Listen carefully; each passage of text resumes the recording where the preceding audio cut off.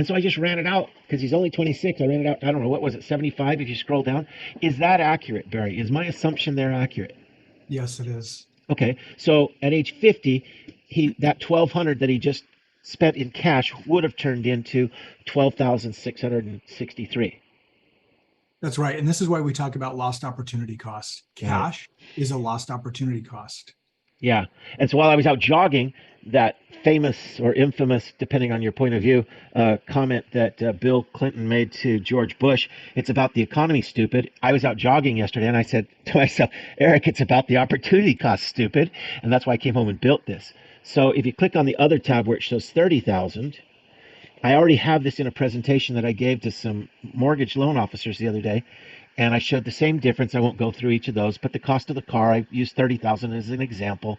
Did the same math. So if he paid cash, it was 30,000. If he got a car loan at 6.5, he spent 35,000 over 5 years.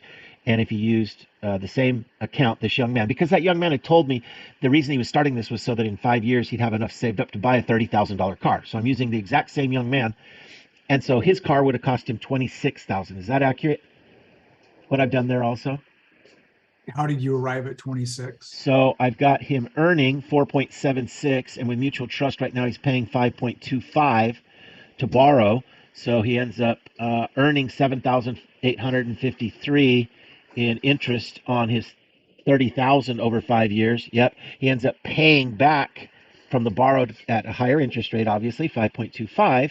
He ends up paying back to the insurance company 4,175, which means he had a net gain of Yeah. 3,678, and I subtracted 3,678 from 30,000. So really his car cost him 26,000.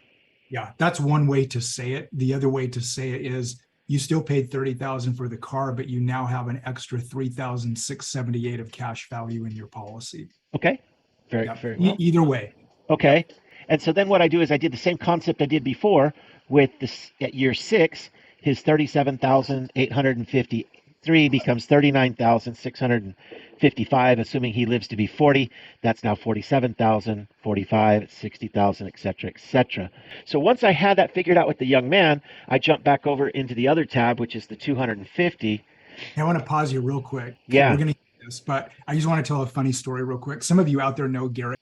He and I Yep. have done a lot of business together. He wrote a book called Killing Sacred Cows, and then he wrote another book called What Would the Rockefellers Do? He tells this story when he was first married, and we'll come back to this 30,000 example, and I'll show in your numbers how this really is effective.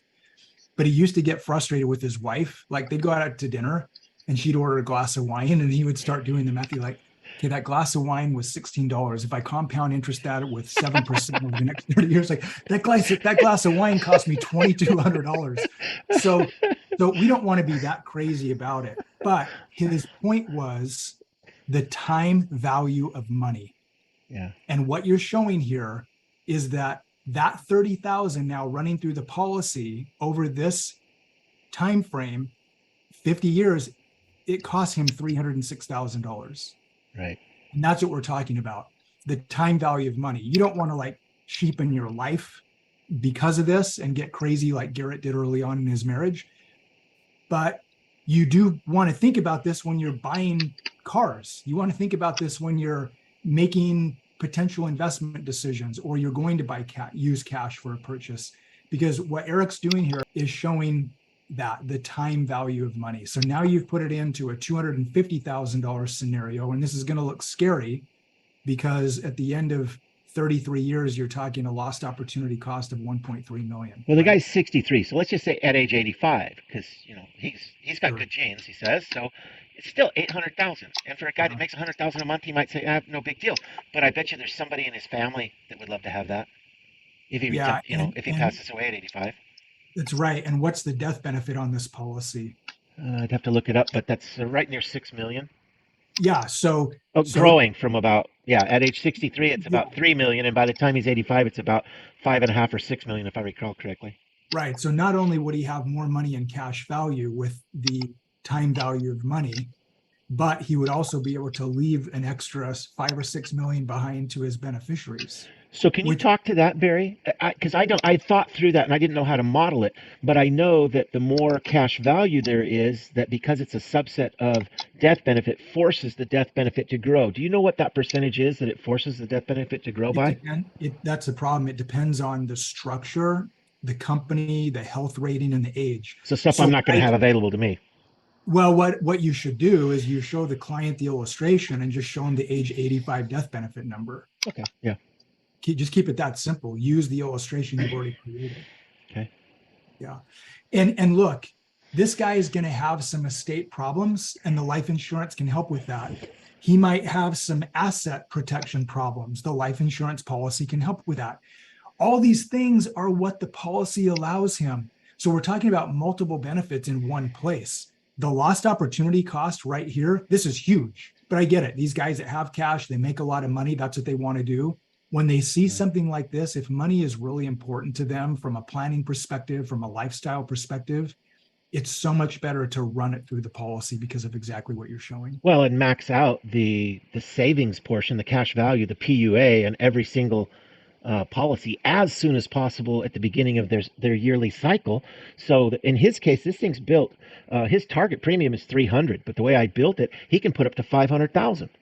Yeah. So, if it was me, I'd be shoving in 100,000 every single month for the first 5 months, knowing that I've now maxed it out, and I'd pull back whatever I needed to live on during, that 5 months. But then over the next 7 months, I just pay down that loan. So at the end of the year, I still had $500,000 sitting there in cash value. Here's my struggle is that I still don't think he's grasped because he's put in the 300 so far this year, but he hasn't put Yeah. in the other 200. Yeah. And I've been wondering, how do I get him to understand that by just not fill it up, pull it out, fill it up, pull it out. But that fill it up is, that portion of it that he's missing out on is going to grow for the rest of his life at 5.2% right now with Lafayette.